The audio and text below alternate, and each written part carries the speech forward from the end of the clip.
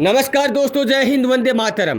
रफीक जी मंडेलिया अगर लोकसभा की टिकट के लिए इनकार नहीं करते तो क्या राहुल कसवा चूरू जिले के जनता के लिए क्या लोकसभा में अपना मुद्दा उठा पाते? आइए दोस्तों, हम आपको बताते हैं। अगर आप रफीक जी मंडेलिया राहुल कसवा के फैन हैं तो वीडियो को लाइक ज़रूर करना। दोस्तों, इस वीडियो पर मात्र 200 लाइक पहुंचा दीजिए, मेरी आपसे हाथ जोड़कर विनती है। दोस्तों, चूरू का लोकसभा का और विधानसभा का चुनाव आप लोगों को पता है कि इतना ट्रेंडिंग में गया कि लोकसभा और विधानसभा चूरू के चुनाव की चर्चा पूरे हिंदुस्तान में थी। वो चुनाव एक ऐसा चुनाव था जो आने वाले दिनों में इतिहास के पन्नों में लिखा जाएगा।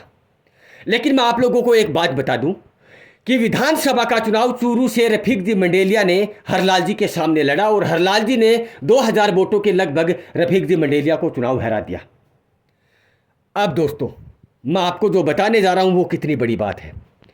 विधानसभा का चुनाव हारने के बाद भी डोटासरा जी ने रफीक जी मंडेलिया को लोकसभा चुनाव के लिए तैयार किया और डोटासरा जी ने कहा कि विधानसभा के चुनाव के रिजल्ट को भूल जाइए, आपको लोकसभा का चुनाव लड़ना है और चुनाव जीतना है। और रफीक जी मंडेलिया ने यहां तक ये सुना था कि राहुल जी कसवा के साथ बीजेपी पार्टी की खटपट चल रही है और वो बीजेपी पार्टी छोड़ने वाले हैं।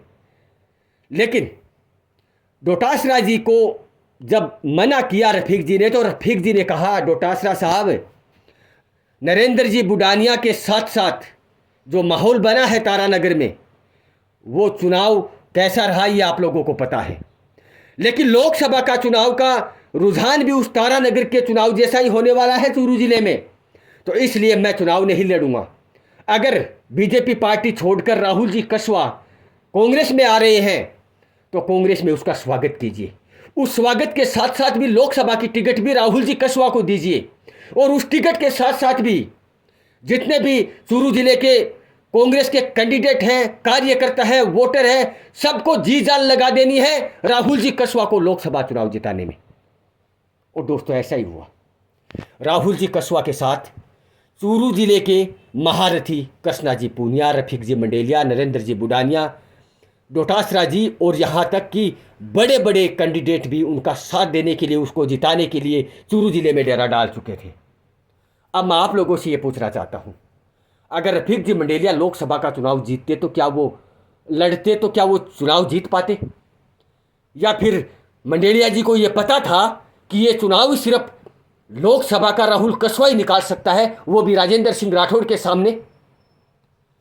अगर रफीक जी मंडेलिया मना नहीं करते, चुनाव लड़ते, तो इस चुनाव का रिजल्ट क्या होता दोस्तों, ये आप लोग कमेंट बॉक्स में बताइए। रफीक जी मंडेलिया अगर मना नहीं करते तो राहुल जी कसवा क्या उस अपनी टिकट कटवाने का बदला ले सकते? या फिर रफीक जी मंडेलिया अगर टिकट के लिए मना करते तो राहुल जी कसवा बार बार कह रहे हैं कि जो बीजेपी को चूरू जिले में अपनी जागीर समझते हैं, मैंने उसका घमंड खत्म कर दिया है, मैं उनका जो घमंड था वो अरस से फरस पर ले आया, क्या उस मुद्दे पर वो कामयाब हो जाते? दोस्तों, कमेंट बॉक्स में बताना। वीडियो को लाइक करना, चैनल को सब्सक्राइब करना। जय हिंद, वंदे मातरम।